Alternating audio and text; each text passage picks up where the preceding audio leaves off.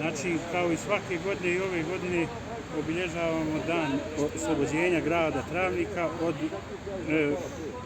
njemačkih fašista i naših izdajnika. Znači, baštinimo tradiciju antifašizma, a svjedoci smo da svakog dana imamo sve više pojavu i nacionalizma i šovinizma, a ne izostaje ni fašizam, što znači da nije pobjeđen, odnosno nije završio sa završetkom Drugog svjetskog rata. Ja bih se zahvalio prisutnim građanima, Travničanima, poželio oslobođenje grada Travnika i vidimo se u neka bolja vremena.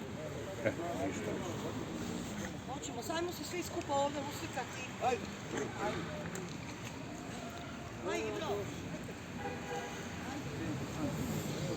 Ajde vi naprijed, ne?